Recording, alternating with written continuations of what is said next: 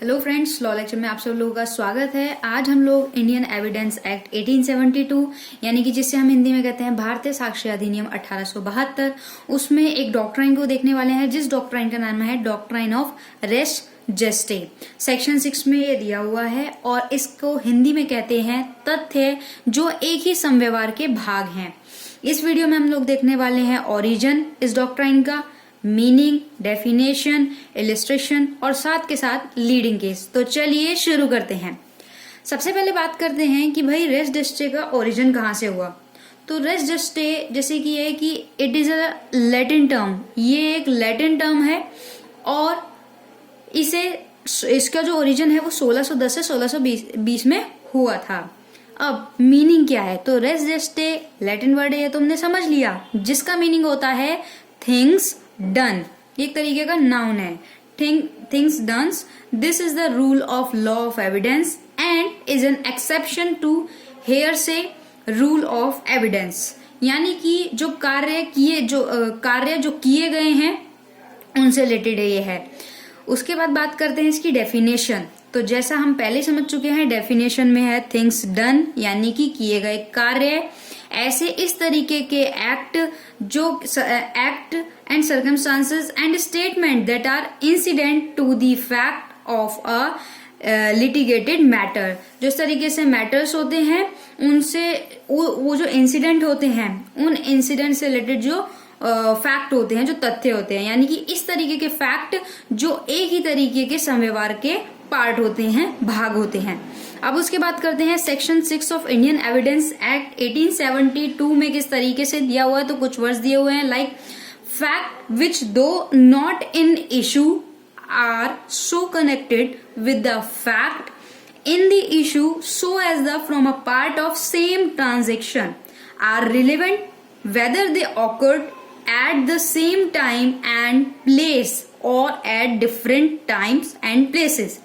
इस तरीके के फैक्ट जो कि क्या है कि वो इशू में नहीं है लेकिन वो कनेक्टेड हैं उस फैक्ट के, उस तथ्य के, उस फैक्ट के या उस इशू से रिलेटेड है, सेम ट्रांजेक्शंस है, आर जो कि रिलेवेंट है, जिनमें क्या है कि सेम टाइम और सेम प्लेस पे हुए हों, भले ही वो सेम टाइम पे हुए हैं, भले ही वो डिफरेंट टाइम्स और डिफरेंट प्लेसेस पे हों।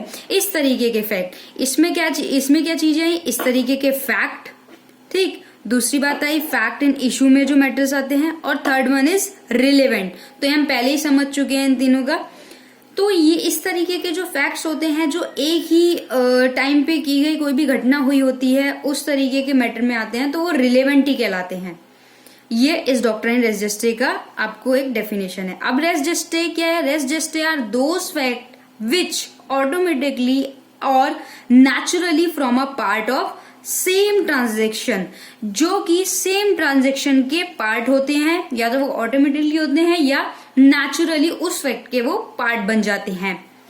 दूसरी बात, they are the act talking for themself. इस तरीके के जो भी एक्ट होते हैं वो खुद ही अपने बारे में बात करते हैं, ऐसे समव्यवहार खुद ही अपने बारे में बताते हैं।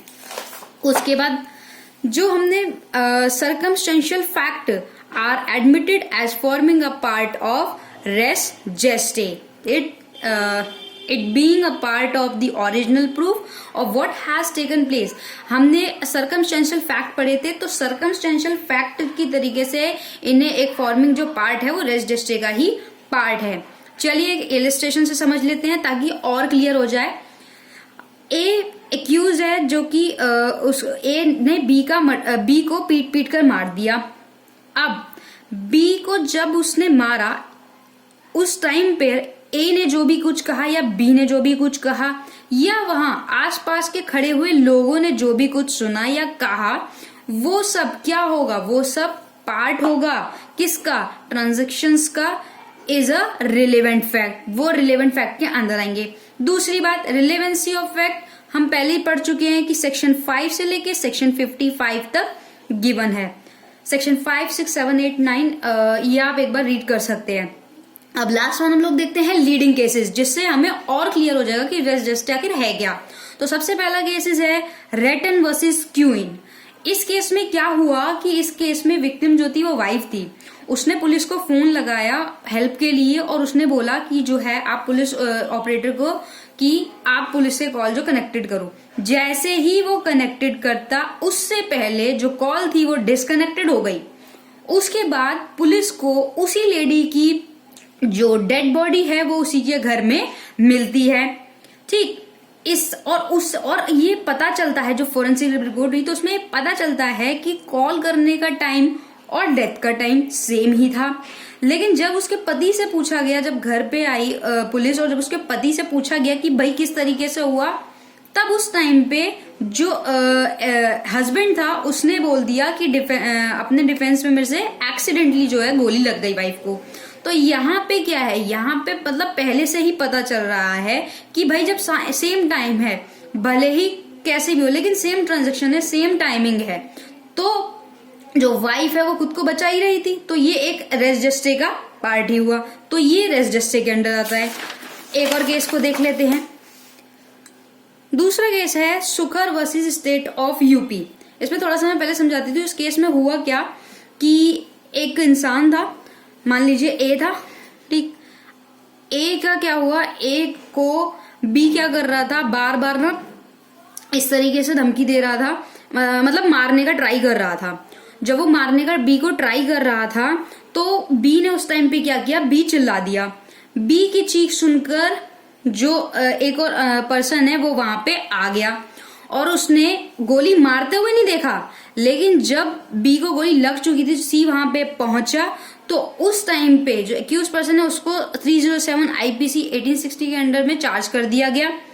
लेकिन सी ने बी को गोली लगाते हुए नहीं देखा, पर जब सी वहां पहुंचा तब बी क्या था, बी बता रहा था कि ए ने उसको गोली मारी है। तो उस टाइम पे सी क्या हो गया, सी हो गया विटनेस हो गया। पर क्योंकि हम ये मानते हैं कि हेयर से एविडेंस नहीं होता, यानी कि सुनी हुई बात जो है वो एविडेंस में नहीं होती है, पर जब बी ने खुद ही बताया कि ए ने उसको गोली मारी है और गोली की आवाज सुन के जब सी भी आया, तो ये जो है, ये जो टाइम है ना वो सेम ट्रांजेक्शन हुआ, एक ही टाइम पे इस तरीके का इवेंट हुआ। तो यहाँ पे ये मान लिया जाएगा कि भाई जो विक्टिम ने गोली लगाई और विक्टिम को गोली लगी है और सी विटनेस है। भले ही सुनी हुई बातों पे यकीन नहीं होता, सुनी हुई बातें जो है एविडेंस में नहीं आती, पर यहाँ पे एक तरीके से ये एक्सेप्शन है। तो ये भी कहा जा सकता है कि जो हेयर से एविडेंस है सुनी हुई बातों पे इस तरीके से है, वो है रेस जस्टे, उसका एक एक्सेप्शन है। तो इस केस में ये हुआ। अब बात करते हैं third case, Sawaldas versus state of Bihar. इस केस में क्या हुआ, एक बच्चे की माँ को गोली लग गई और बच्चों की जोर जोर से चिल्लाने की आवाज आने लगी घर से। जब बच्चों की जोर जोर से आवाज आने लगी तो उसके बाद जो उनकी मम्मी थी, जो उनकी मदर थी, वो उसको किसने मारा था, उनके फादर ने। अब ये क्या हुआ, बच्चों का सेम टाइम पे चिल्लाना और उसी सेम टाइम पे मदर का मर्डर होना, ये एक तरीके से ना पार्ट ऑफ सेम ट्रांजेक्शन है और ये अंडर सेक्शन 6 यानी रेस जस्टिस का ही पार्ट है। Become admissible as valid evidence, ये वैलिड एविडेंस होगा और इसे एडमिसेबल यानी कि स्वीकार्य किया जाएगा। फोर्थ केस देखते हैं, queen versus Abdullah. Queen versus Abdullah, इस केस में क्या हुआ कि इस केस में ना मान लीजिए ए नाम की एक लड़की थी और उसको बी नाम के पर्सन ने गला काट के ना उसकी हत्या करने की कोशिश करी। तो जब उसने गला काट के हत्या करने की कोशिश करी तो वो उस लड़की का जब गला कटा तो वो लड़की बोल नहीं पा रही थी। अब वो बोल नहीं पा रही थी तो उस केस में क्या हुआ, उसकी जो मदर है यानी कि ए की जो मदर है, जब वो उसको हॉस्पिटल ले जा रही थी तो वो उसने उस टाइम पे पूछा कि मैं नाम लूंगी कि उस टाइम पे घर में कौन था, तुम मेरा हाथ दबा देना, जब तुम मेरा हाथ दबा दोगे तो मैं समझ जाऊंगी इसने किया। तो उसने सबके नाम लिए, लेकिन जब उसने अब्दुल्ला का नाम लिया तो लड़की ने अपनी माँ का हाथ जोर से दबा दिया। तो एक तरीका का गेस्चर है, the gesture made by the victim who was dying that the accused had killed her come under the preview of the res gestae. तो ये एक रेस जस्टे के अंदर में ही आता है। उसके बाद लास्ट केस की बात करते हैं, Javed Alam versus state of Chhattisgarh.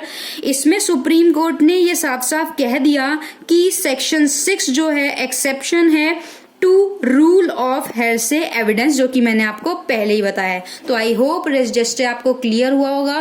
Video अच्छी लगे तो लाइक कीजिएगा, चैनल पे नए हैं तो चैनल को सब्सक्राइब करके बेल आइकन प्रेस कर दीजिएगा और वीडियो को शेयर भी कर दीजिएगा। Thank you so much.